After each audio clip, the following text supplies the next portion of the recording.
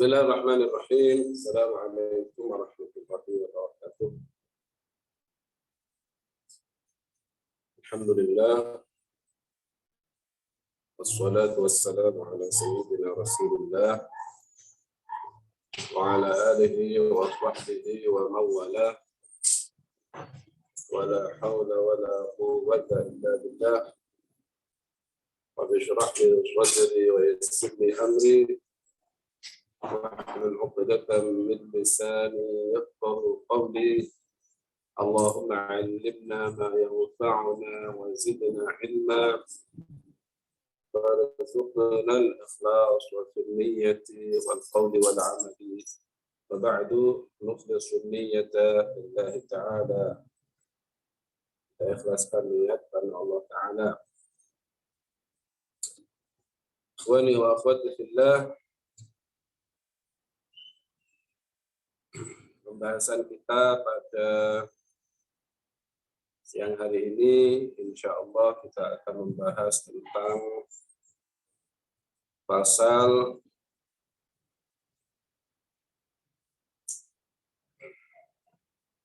haramnya memakai sutra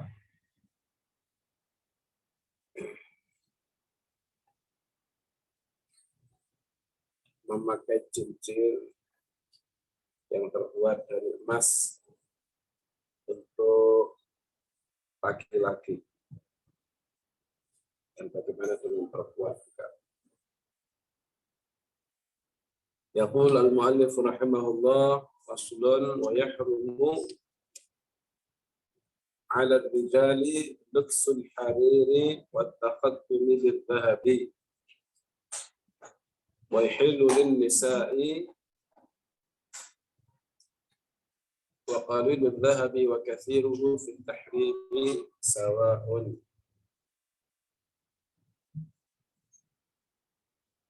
Faslun wa yahrumu, dan haram 'ala ar-rijali atas orang-orang laki-laki apa lubsul hariri, memakai sutra. Memakai sutra murni. Haram atas laki-laki memakai pakaian sutra. Pakaian yang terbuat dari kain sutra. Kain sutra itu ini terbuat dari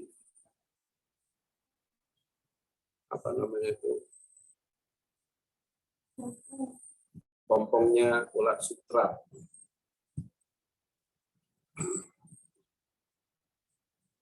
Juga haram atas laki-laki wat takhattumi,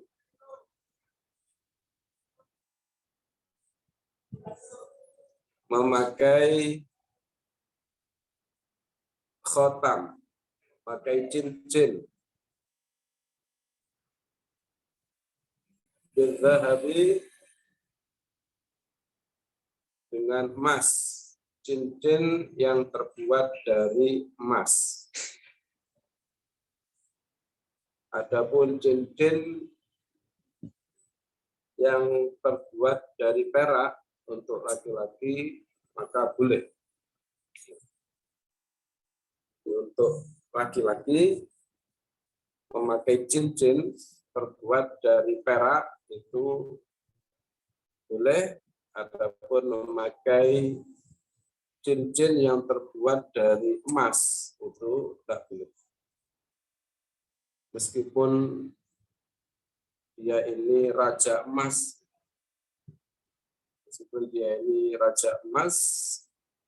maka tidak boleh pakai cincin yang terbuat dari emas. Juga termasuk perhiasan-perhiasan yang lain. Laki-laki tidak diperbolehkan untuk memakai perhiasan-perhiasan yang terbuat dari emas. Wa yahillu lin-nisa'i, dan halal bagi kaum wanita, asalkan tidak berlebih-lebihan.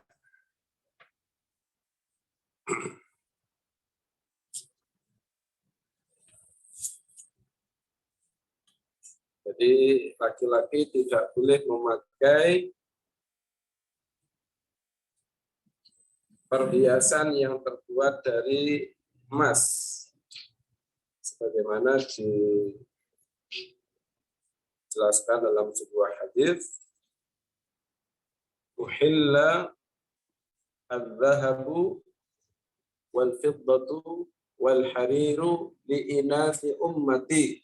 Kata Nabi, dihalalkan emas, perak, dan sutra untuk kaum perempuan umatku. Jadi kalau perempuan boleh memakai perhiasan dari emas, perak, dan juga pakai cincin, pakai sutra. Tapi untuk laki-laki, kata Nabi, wa hurrima bidzukuriha, dan diharamkan semuanya itu emas, perak, sutra, ya, untuk para lelaki, kaum lelaki dari umat. Rawahu Ahmad wa ghairuhu.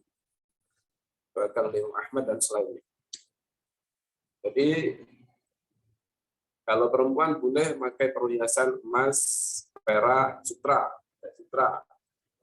sutra boleh, asalkan tidak berlebihan, yang wajar, yang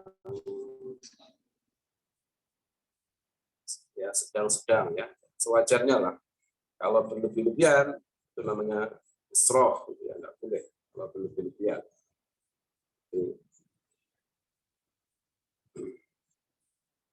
Adapun kalau untuk kaum laki-laki, maka mutlak itu tidak boleh pakai emas, perak,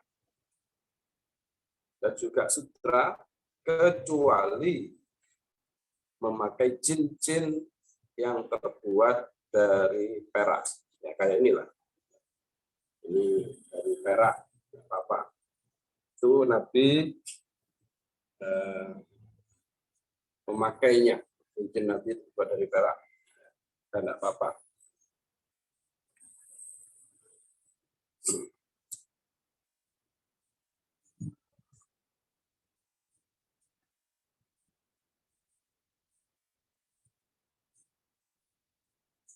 Secara spesifik, memakai cincin yang terbuat dari emas, itu Nabi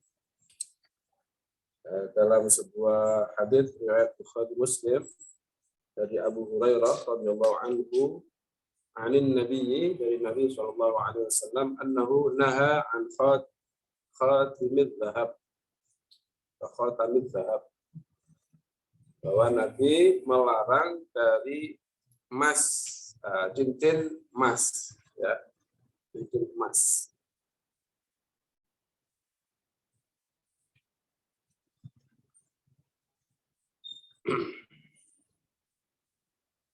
Jadi kalau misalnya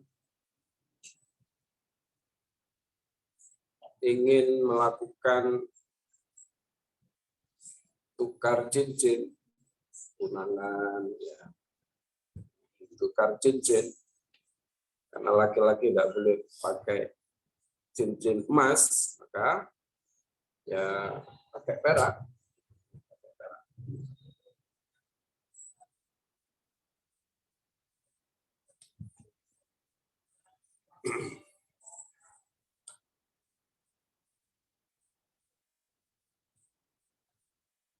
Wa qaliludz dzahabi wa katsiruhu fit tahrimi sawa'un. Wa qaliludz dzahabi, dan sedikitnya emas, wa katsiruhu, dan banyaknya emas, fit tahrimi, dalam keharamannya, sawa'un, itu sama. Ya, pakai cincin yang terbuat dari emas baik sedikit atau banyak, maka tetap hukumnya haram.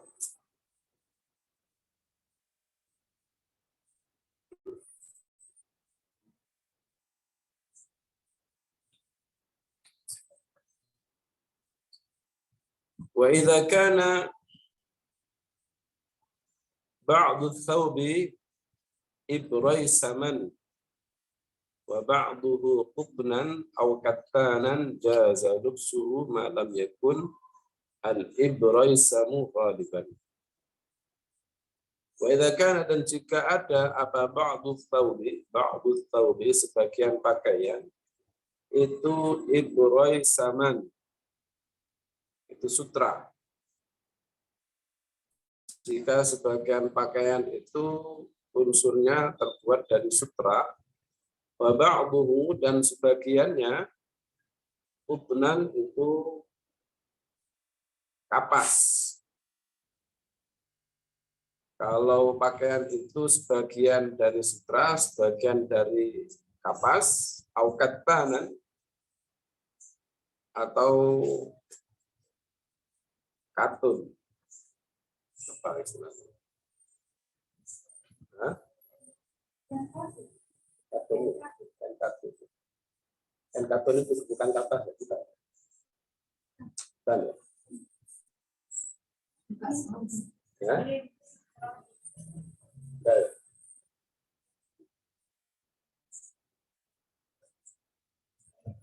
Pokoknya bukan sutra, ya katan. Jaza, maka boleh apa lubsu, memakainya, malam yakun, selagi tidak ada apa al-ibrai samu, itu sutra, ghaliban, itu paling banyak. Jadi kalau pakaian itu campuran sutra dan campuran kapas atau katun, maka itu boleh selagi sutranya itu tidak lebih banyak. Selagi sutranya tidak lebih banyak daripada kapasnya. Jadi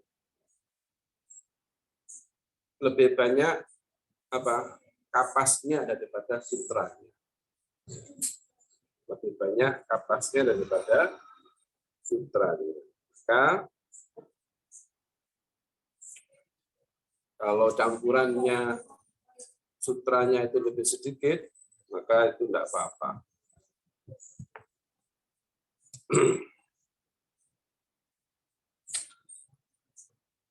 Ini pembahasan tentang masalah pakaian ini ya, tidak terlalu banyak, ya, tidak banyak memang pembahasannya.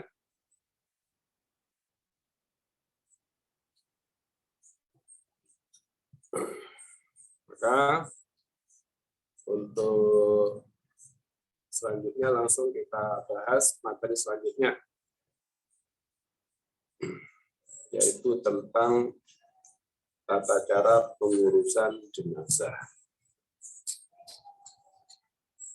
Yaqul al-mu'allif rahimahullah, faslun wa yalzamu fil mayyiti arba'atu asya'a, ghusluhu wa takfinuhu wassalatu alaihi wa dafnuhu. Wa yalzamu, dan wajib, fil mayyiti, pada mayit, arba'atu asya'a, 4 perkara. Ini maksudnya mayit muslim ya. Wajib pada mayit muslim 4 perkara. Wajib wajib pada mayit muslim yang adil, ya, muslim mayit yang umumnya, ya, mayit yang secara umum, Kita wajib mengurus mayit, mengurus jenazah itu 4 perkara. Apa itu? Usluhu, memandikannya, wa takfinuhu, dan mengkafankannya, wassalatu alaihi, dan mensolatinya, wa dafnuhu, dan menguburkannya. Jadi wajib mengurus mayit secara umum itu 4 hal: memandikan, mengkafani, mensolati, dan menguburkan.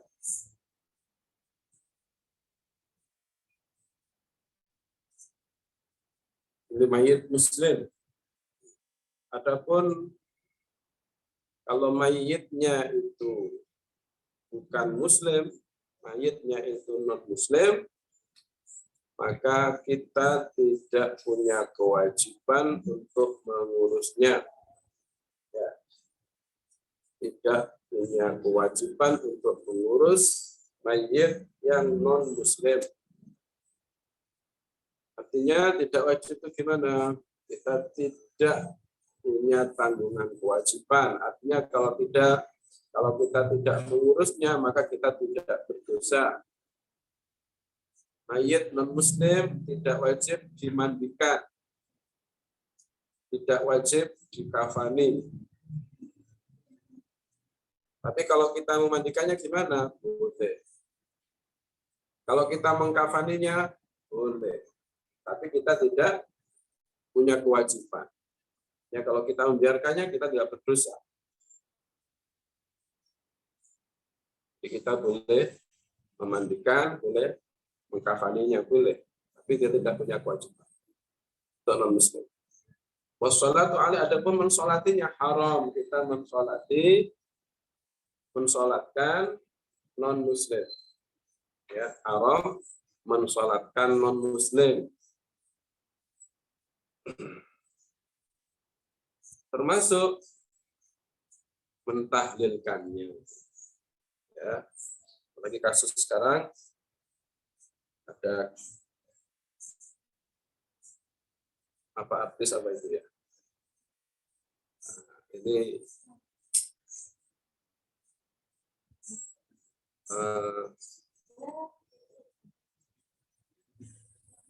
karena tapi dia sudah keluar dari Islam ya, atau gimana, nggak tahu saya namanya apa, tapi jelas dia non muslim. Tapi oleh orang tuanya, kalau orang tuanya itu muslim, maka kemudian ditahlil. Boleh juga ya. Nah, tahlil itu isinya adalah mendoakan orang yang sudah mati. Itu tahlil. Jadi intinya tahlil itu, makanya tahlilan itu meskipun tidak ada pada zaman Nabi secara ritual, ya, secara apa namanya, secara bentuknya, bentuk tahlilan itu memang nggak ada pada zaman Nabi.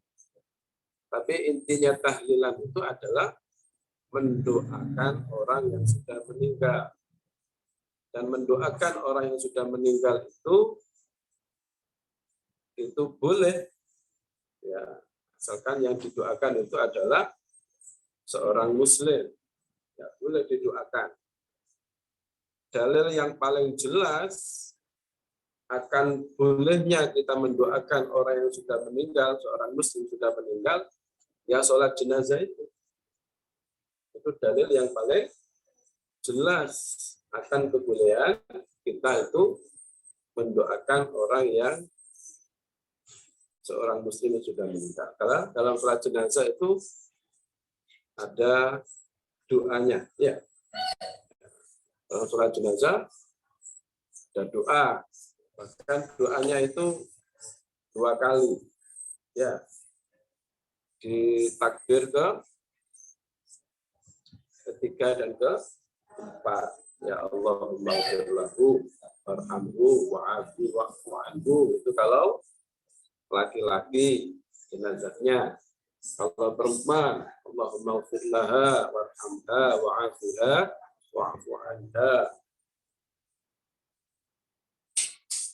Takbir yang keempat, Allahumma la tahrimna ajraha wa la taftinna ba'daha waghfir lana wa laha. Kalau laki-laki ganti hu, ya.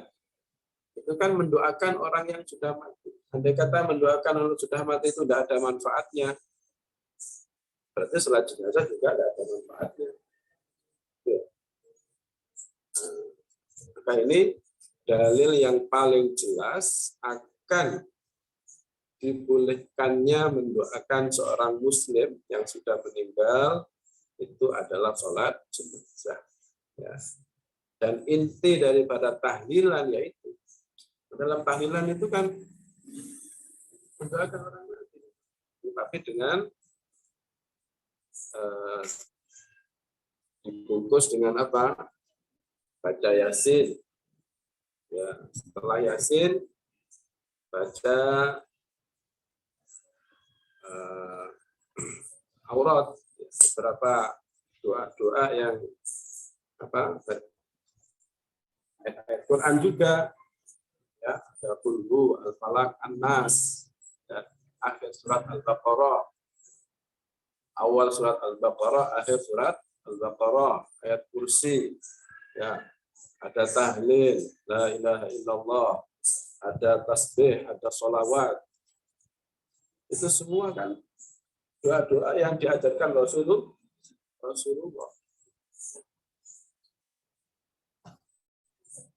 Ya, dikemas itu aja. Ya. Tapi semua bacaan-bacaan itu bukan bikinan kita. Bacaan-bacaan itu semuanya dari Rasulullah Shallallahu Alaihi Wasallam. Ya. Kemudian setelah selesai berdoa, bacaan-bacaan itu kemudian dihadiahkan untuk si mayit.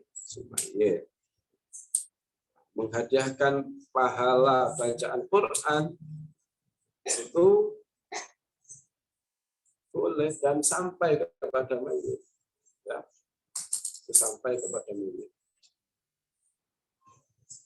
Imam Syafi'i juga mengatakan itu sampai kepada mayit.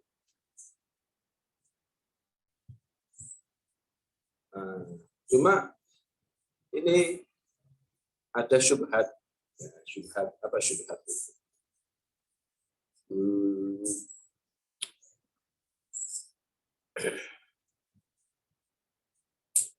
Perkataan yang isinya itu untuk mengkaburkan terhadap hukum sampainya bacaan Quran kepada mayit, ya, dengan dalih katanya Imam Syafi'i itu mengatakan tidak sampai. Jadi mereka ini mengatakan begini, umat Islam di Indonesia itu kan mazhabnya Syafi'i katanya. Tapi dalam masalah hukum bacaan kepada mayit tidak ikut Syafi'i. Karena Imam Syafi'i itu katanya itu mengatakan bahwa bacaan Quran itu tidak sampai kepada mayit. Itu kata mereka.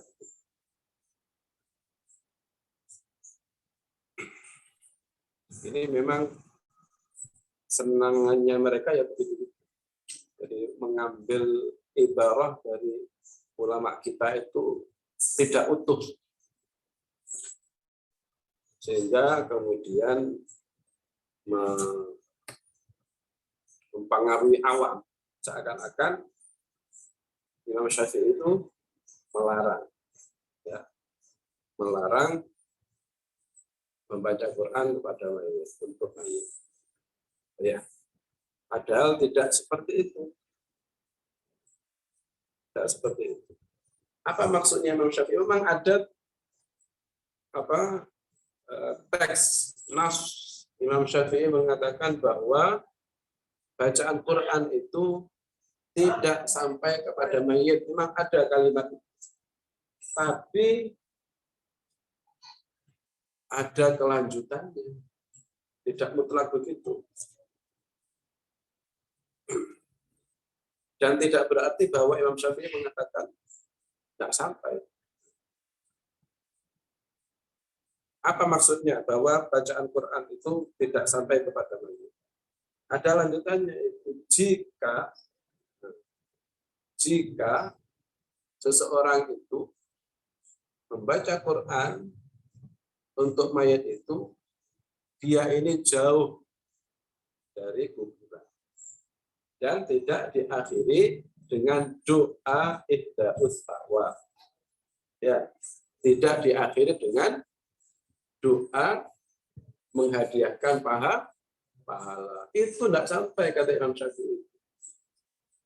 Jadi kalau kita di sini baca Quran, ya, kemudian Quran itu dikhususkan untuk mayat itu aja, tapi kita tidak berdoa menghadiahkan pahala bacaan Quran kita untuk mayat. Tidak ada doa seperti itu. Maka yang ini yang tidak sampai. Nah, kita jauh.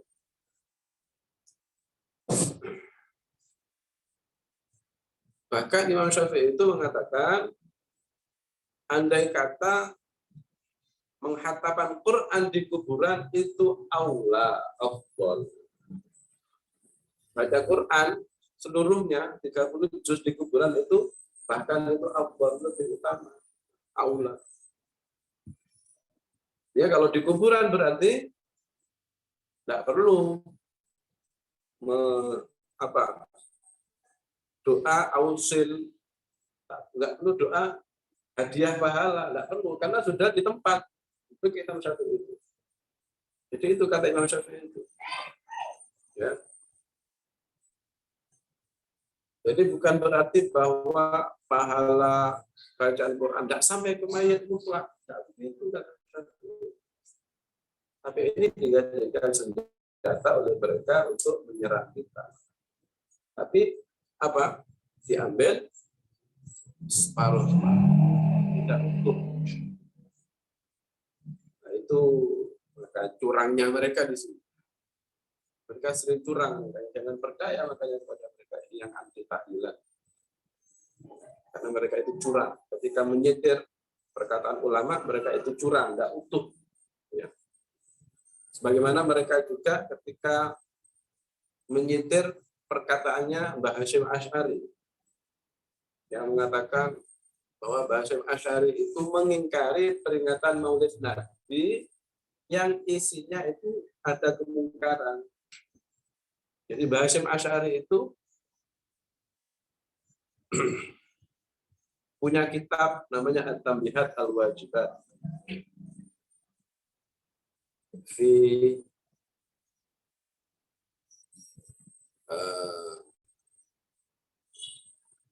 At-Tanbihat Al-Wajibat fi ma umila fil maulid min al-munkarat. Kalau tidak itu akan bahasa nama kitabnya. Tapi isinya kitab ini Imam Mbah Hasyim Asy'ari itu menyebutkan, menjelaskan, mengingkari terhadap peringatan Maulid Nabi yang isinya itu diisi dengan kemungkaran, perkara-perkara yang mungkar, bukan mengingkari terhadap esensi Maulid Nabi, tidak mengingkari terhadap hukum asal peringatan Maulid Nabi, bukan itu. Tapi ini kemudian dipakai oleh mereka sebagai senjata terhadap peringatan hukum peringatan Maulid. Sehingga seolah-olah Mbah Hasyim Asy'ari itu anti Maulid. Gitu ya. Padahal beliau tidak anti Maulid. Yang beliau ingkari itu adalah kemungkaran yang ada dalam peringatan Maulid. Bukan Maulidnya. Ini memang kita kan gitu ya. Maulid Nabi itu kalau diisi dengan kemungkaran, maka ini bid'ah dhalalah. Karena isinya. Karena isinya itu ada kemungkaran. ada perkara-perkara yang menyalahi syarat. Tapi kalau hanya bacaan Quran, sholawatan, ya, baca sholatnya juga benar, kemudian makan sedekah, mau'idhah hasanah, mana ada yang bertentangan? Tidak ada yang bertentangan. Tapi kalau isinya maulid Nabi ini, laki-laki perempuan campur, dempet-dempetan, itu namanya munkar. Kemudian joget-joget, seperti halnya di diskotik itu, ya, kan ada orang sholawatan itu laki-laki perempuan kayak apa disco, kayak apa namanya itu,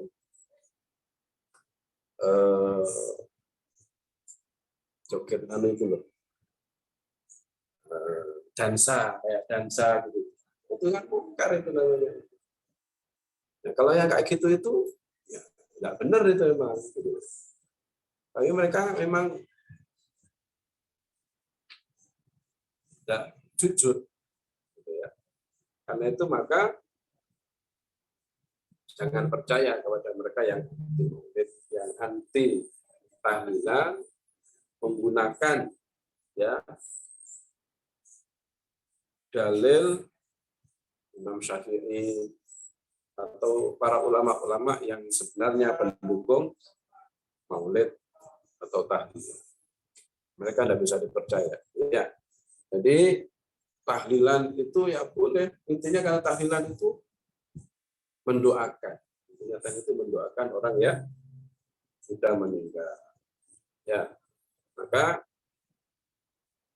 asalkan ini tadi itu tahlilan untuk orang yang muslim, ya tahlilan untuk orang yang muslim,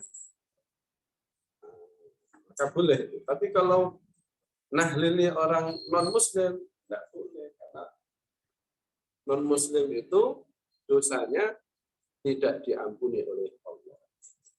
Ya, innallaha la yaghfiru ayyushraka bihi wa yaghfiru ma duna dzalika liman yasha. Sesungguhnya Allah tidak mengampuni dosa syirik. Artinya orang yang matinya dalam keadaan musyrik, matinya dalam keadaan kafir, ya, maka Allah tidak akan mengampuni dosa-dosa. Wa yaghfiru ma duna dzalika liman yasha, dan mengampuni dosa-dosa selain itu, selain syirik, selain kufur, bagi siapa yang Allah kehendaki.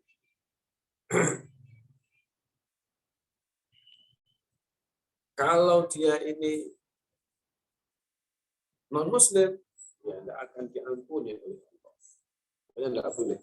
Ya, kita mendoakan orang kafir itu tidak boleh. Kalau doanya itu mengandung apa tadi? Diampuni dosa. Minta supaya dosanya diampuni, tidak boleh. Tapi kalau misalnya didoakan semoga sehat, tidak apa-apa. Semoga selalu bahagia, tidak apa-apa. Non muslim kalau didoakan pokok nggak terkait dengan pengampunan dosa, ya maka tidak apa-apa. Semoga dapat jodoh yang cocok, dapat jodoh yang cantik, yang ganteng, semoga rezekinya bertambah, boleh kayak gitu, ya. Urusan dunia lah ya, doa-doa yang berkaitan dengan urusan keduniaan itu tidak apa-apa. Tapi kalau urusan akhirat, ya urusan diampuni dosa, maka tidak boleh kita mendoakan non tersebut agar supaya diampuni dosa. Ya, di sini kewajiban kita kepada mayit itu, pertama mayitnya dia harus muslim, ya. Kewajibannya maka 4 hal: memandikan, mengkafani, mensolati, dan menguburkan. Jadi kalau non muslim maka tidak wajib, tapi boleh memandikan, boleh mengkafaninya, boleh menguburkannya, boleh, tidak haram. Yang haram adalah mensolati. dalam sholat itu adalah ada doa. Ya, nggak boleh kita mensolati orang. Kalau menguburkannya pun, tapi nggak wajib kita menguburkan non muslim. Mati mayatnya itu non muslim. Artinya kalau dibiarkan begitu kita tidak berdosa. Cuma kalau dibiarkan nanti kan kita ini yang repot. Ya, kalau ada mayat di mana-mana, kita di jalan-jalan kita kan repot nanti. Pertama baunya, ya. Kedua horor. Horor ada mayat di jalan-jalan, horor itu.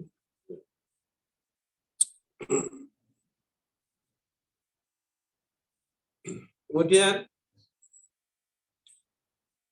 wathnani la yughassalani wa la yusalla alaihima. Asy-syahidu fi ma'rakatil musyrikin was-sidqu alladhi lam yastahilla sarikhan. Wathnani dan dua orang la yughassalani tidak dimandikan keduanya wala yusalla alaihima dan tidak disolati atas keduanya. Jadi ada dua orang mayit muslim ya, yang tidak perlu dimandikan dan tidak perlu disolati. Tidak usah dimandikan, tidak usah disolati. Siapa itu? Yang pertama asy-syahidu fi ma'rakatil musyrikin. Orang yang mati syahid, asy-syahidu orang yang mati syahid fi ma'rakatil musyrikina dalam peperangan melawan orang musyrik atau orang kafir. Jadi kalau namanya syahidul ma'rakah, orang yang mati di medan perang melawan non-muslim, ya, maka kalau mati dia disebut syahid, orang yang mati syahid. Dan mati syahid ini adalah merupakan kematian yang paling mulia. Kematian yang paling mulia, yang paling tinggi derajatnya. Asalkan syahidnya benar. Akhirnya matinya mati syahidnya benar. Bukan hanya kepingin mati syahid, kemudian ngebom sana sini.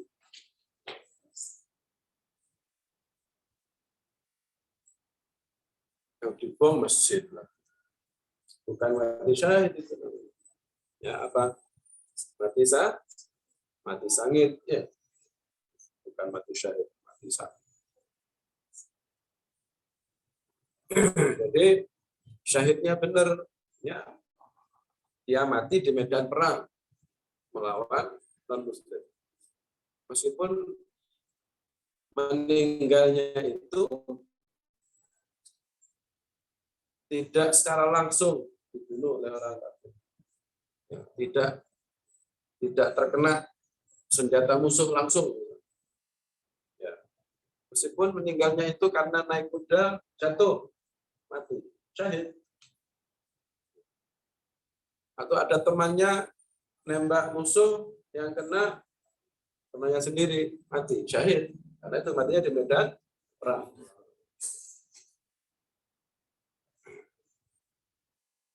Itu namanya syahid.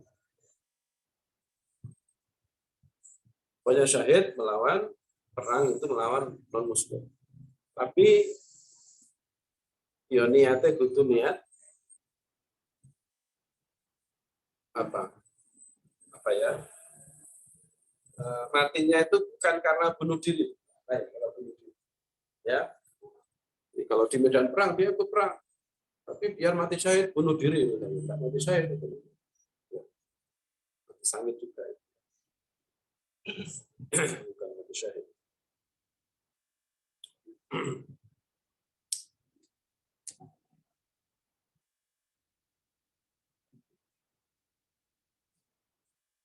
Kemudian itu orang yang mati syahid dalam peperangan ini, maka dia tidak perlu dimandikan, tidak perlu disolat. Berarti kewajibannya apa? Hanya dikafani dan dikuburkan. Cukup dikafani dan dikuburkan. Kalau kain kafannya cukup, baju itu ya itu sudah tidak perlu pakai kafan yang lain. Kalau bajunya itu cukup dibuat kain kafan, maka cukup itu dikafani dengan bajunya yang masih belum ada sebagai saksinya. Ya, sebagai saksinya, ya nanti di hari kiamat. Adapun orang yang mati syahid tapi bukan syahidul ma'rakah, maka ini diperlakukan sama seperti umumnya kaum muslimin. Ada beberapa orang itu dihukumi mati syahid, tapi bukan syahidul ma'rakah. Ya. Bagaimana dalam beberapa hadits dijelaskan beberapa orang disebut syahid itu. Di antaranya adalah orang yang matinya itu akibat jatuh dari ketinggian, itu mati syahid. Orang yang man qatala batnuhu fahuwa syahid. Orang yang matinya itu karena dibunuh perutnya, ya, sakit perut. Matinya karena sakit perut, artinya mati syahid. Orang yang matinya karena melahirkan, mati syahid. Luar biasa penghormatan Islam pada wanita. Karena ibu yang hamil ketika melahirkan itu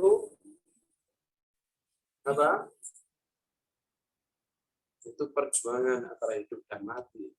Makanya ketika mereka ini meninggal, maka Islam memuliakan mereka dengan pahala mati syahid. Mati syahid itu semua dosa-dosanya diampuni. Mati syahid.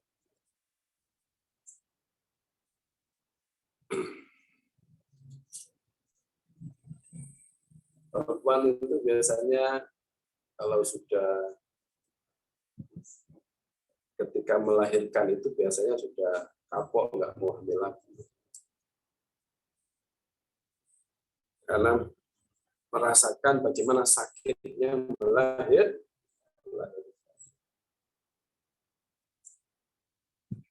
Kalau laki-laki tidak pernah merasakan sakit apa-apa.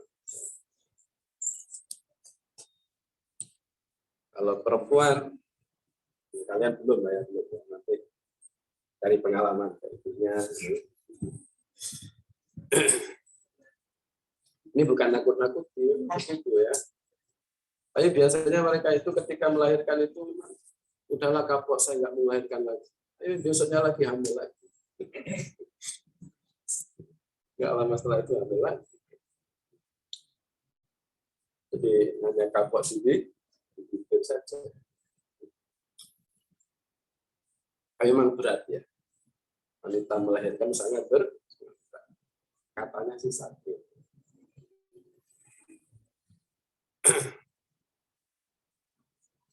Nah, apakah kita bisa juga mati syahid?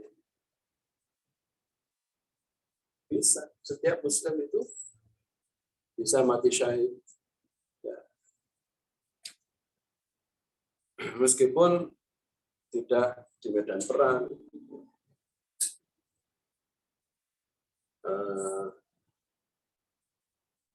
Ya, talabul ilm, talib ilm itu kalau mati ya mati syahid juga ya. Orang yang mencari ilmu kalau mati syahid. Dalam hadis itu disebutkan barang siapa yang meminta kepada Allah agar supaya mati syahid, maka Allah akan menyampaikannya. Artinya memenuhi keinginannya itu, ya meskipun asalkan dia ini tulus, ya. Asalkan dia ini tulus, maka dia akan diwakilkan dalam keadaan mati syahid, meskipun dia matinya di atas tempat tidur. mati biasa. Itu matinya mati biasa. Tapi kalau karena tulus dia ingin mati syahid, maka Allah akan menjadikannya mati dalam keadaan syahid. Dalam sebuah hadis dijelaskan. Fima makna gitu ya. Mudah-mudahan kita semua diberikan mati dalam keadaan syahid. Amin ya rabbal alamin.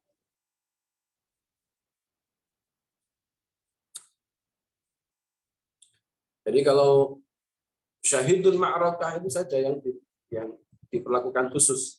Kalau yang syahidnya selain syahidul ma'rakah, maka sama perlakuannya terhadap mayit muslimin secara umum.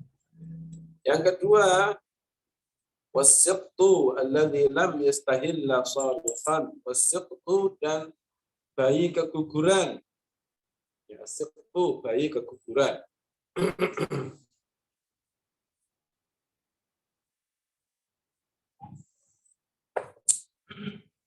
Alladzi lam yastahilla sharikhan, yang belum menangis.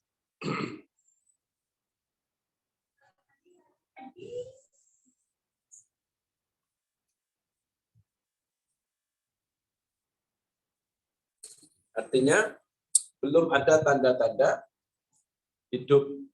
Ya. Artinya bayi yang keguguran yang belum ada tanda-tanda kehidupan itu. Ya, bayi yang masih berumur 3 bulan, ya.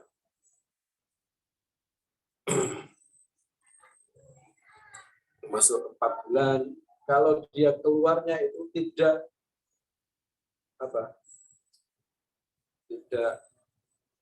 menangis, ya, tidak ada tanda-tanda kehidupan, tidak ada tanda-tanda kehidupan. Maka ini tidak perlu dimandikan, tidak perlu disolati, cukup dikafani dan dikuburkan. Adapun kalau bayi yang keguguran itu atau bayi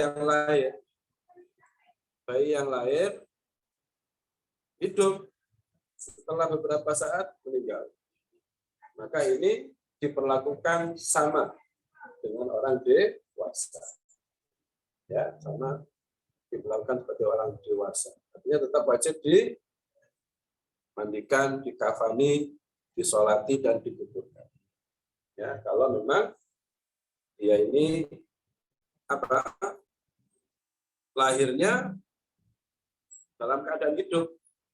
Hidup itu ditandai dengan nangis-tangisan, itu menjerit, itu tangisan. Tapi setelah berapa lama, 1 menit, 2 menit, meninggal. Maka ini diperlakukan seperti orang dewasa.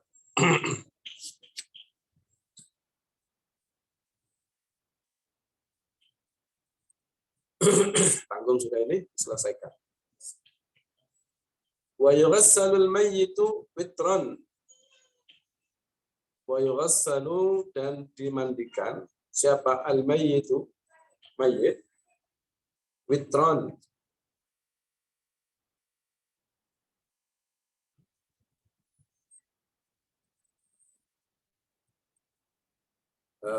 Dengan bilangan ganjil. Ya, witir itu bilangan ganjil. Dengan bilangan ganjil. Wa yakunu dan ada ghusl fi awwali ghuslihi, wa yakun dan ada fi awwali ghuslihi, di awal memandikannya, sidrun daun bidara. Fa'ilnya yakunu sidrun. Untuk basuhan yang pertama itu pakai air yang dicampur dengan sidr, dengan daun bidara. Wa fi akhirih, dan pada akhirnya, pada akhir pemandikannya itu, apa syai'un sesuatu min kafurin dari kafur barus. Airnya itu dicampur, yang basuhan terakhir dicampur dengan kafur barus.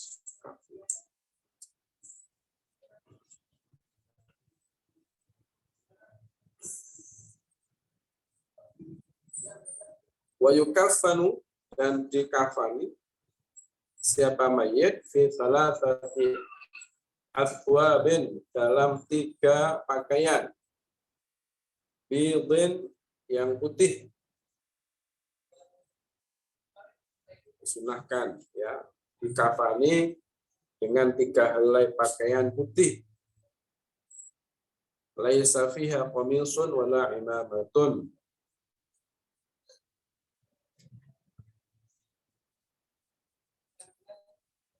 untuk laki-laki.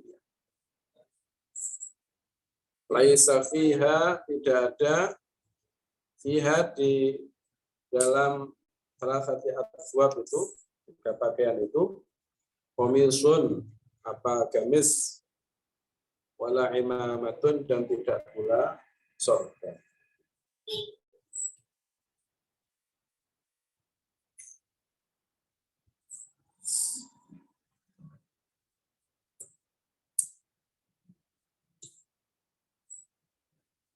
Wa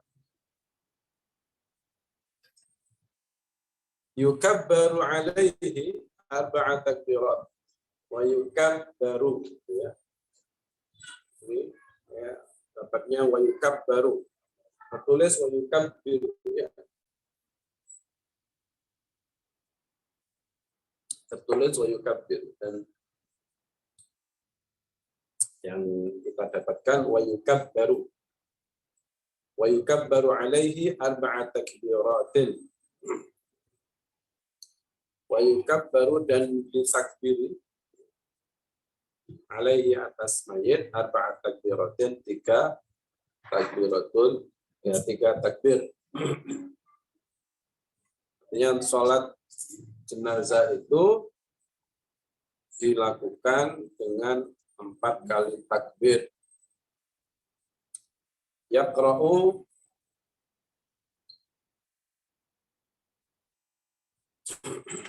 membaca siapa usalli, teman, al-fatihata, surah al-fatihah, ba'dal ula, setelah takbirah yang pertama. Setelah takbirah yang pertama. Wa yusalli, dan sholat, baca sholawat, baca sholawat, siapa man, musalli ala nabi, atas nabi, sallallahu alaihi wasallam, ba'da tsaniyati, setelah takbirah yang kedua. Wa yad'u, dan berdoa, bil mayyiti, untuk mayit, ba'da tsalisati, setelah takbirah yang ketiga.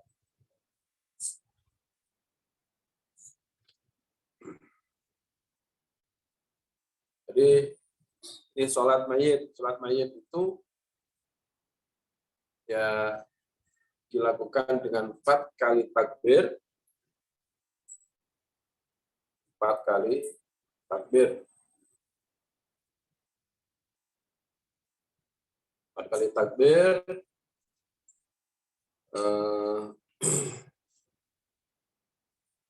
dengan niat tanpa rukuk, tanpa sujud, ya. Jadi sholat jenazah tanpa rukuk, tanpa sujud. Jangan sampai sholat jenazah ada rukuk, ada sujudnya. Karena itu pernah terjadi.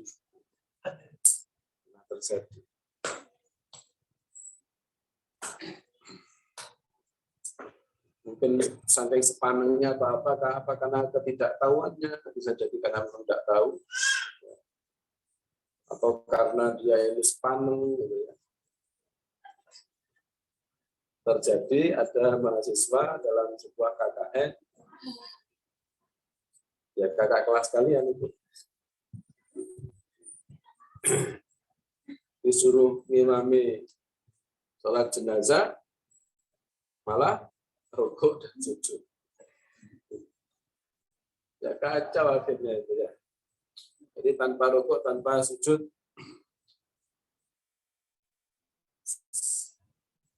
Niatnya gimana? Niatnya usolli ala hadzal mayyit. Baik laki-laki perempuan pakai mayyit. Kalau bukan laki-laki itu ala hadzal mayyit, kalau perempuan mayyit sama-sama mayyit. Karena ada sebagian itu kalau laki-laki mayyit, kalau perempuan mayyitah. Dalam bahasa Arab, coba kita bisa merujuk kepada kamus Mukhtar As-Sihah, ya, Mukhtar As-Sihah, bahwa mayyit itu berlaku untuk laki-laki dan perempuan. Mayyit itu berlaku untuk laki-laki dan perempuan. Mayyit, ya. Ada mayyit kalau perempuan, ada mayyit juga. Kalau mayyitah itu maknanya lain lagi. Atau mayyitah bangkai, kalau mayyitah itu bangkai. Jadi, mayyit laki-laki, mayyit perempuan. Kalau jenazah juga gitu. Jenazah laki-laki atau jenazah perempuan. Jadi bukan berarti kalau perempuan jenazah, kalau laki-laki jenazah. Jenazah laki-laki, perempuan jenazah gitu ya. Di jenazah itu ya sebutan untuk apa? Mayit laki-laki, mayit perempuan. Kadang disebut mayit, kadang disebut jenazah. Ya. Jadi usolli ala hadzal mayyit, laki-laki perempuan arba'atan turatin fardhu kifayati billahi ta'ala. Fardhu kifayah. Hukumnya ini wajib di sini adalah fardhu kifayah maksudnya ya. Jadi tadi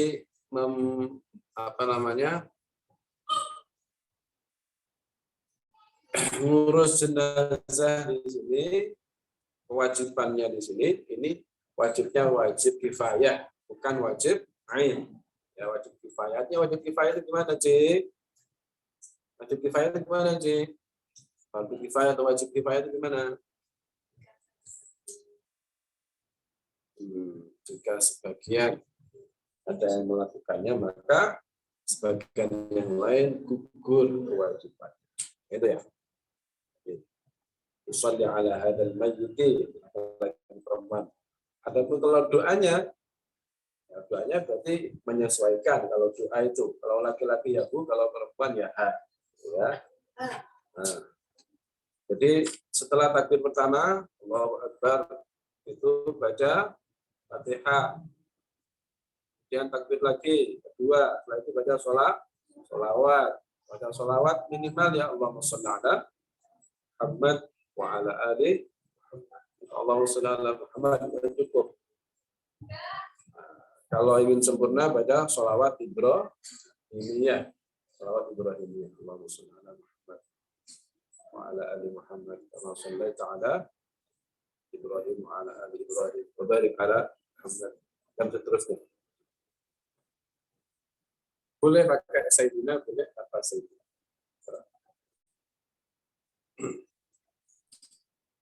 Kemudian berdoa setelah takbir yang ketiga, baca doa. Hanya doa yang dibaca, doa yang pendek. Doa yang pendek ya Allah maghfir lahu warhamhu wa'afi wa'fu. Sing panjang ini yang panjang. Allahumma hadza 'abduka wa ibnu 'abdaika kharaja min rauhid dunya wa sa'atiha. Buka apal.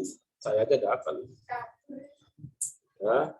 Wa mahbubuhu wa ahibba'uhu fiha ila zulmatil qabri wa ma huwa laqihi kana yashhadu an la ilaha illa anta wahdaka la sharika lak wa anna muhammadan 'abduka wa rasuluk wa anta a'lamu bihi minna. Allahumma innahu nazala bika wa anta khairu manzulin bihi wa asbaha faqiran ila rahmatik wa anta ghaniyyun 'an 'adhabik wa qad ji'naka raghibina ilayka syufa'a lahu.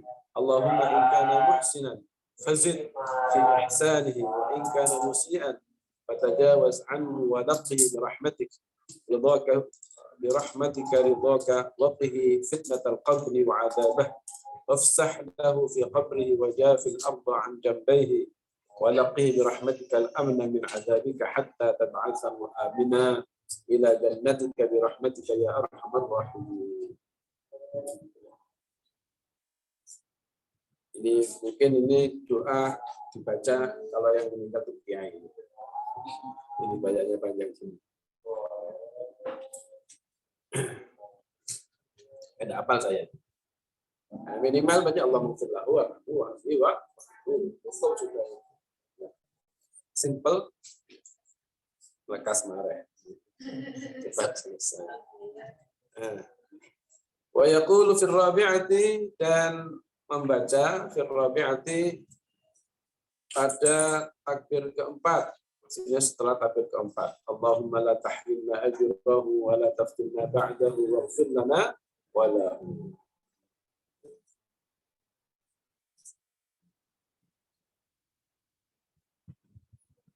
Kemudian kalau perempuan ya tinggal ha itu ya. Allahumma la tahrimna ajraha wa la taftinna ba'daha waghfir lana wa laha. Rahmatika warahmatullahi. Wa yusallimu ba'da ar-rabi'ati, dan membaca salam ba'da ar-rabi'ati setelah takbir keempat. Setelah itu salam.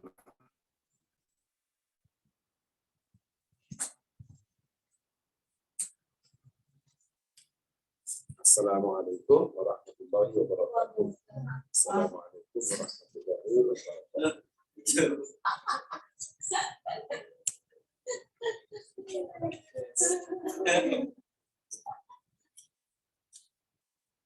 Wallahu a'lam bishawab.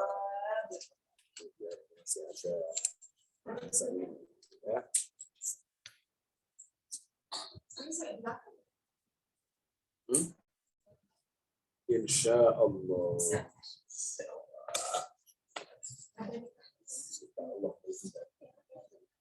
Oke, saya kira itu ya yang bisa kami jelaskan dalam pertemuan kita pada siang hari ini. Mudah-mudahan bermanfaat untuk kita semua. Mari kita akhiri pertemuan kita dengan bacaan sholawat. La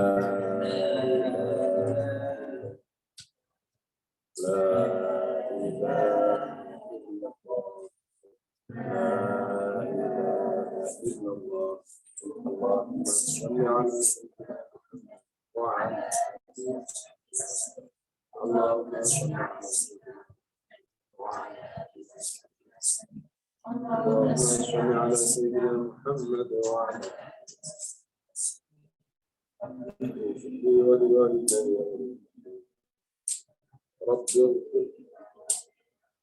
والمؤمنات رب اغفر لي ولوالدي الحمد لله رب العالمين. بارك الله فيكم والعفو منكم. السلام عليكم ورحمة الله وبركاته. وعليكم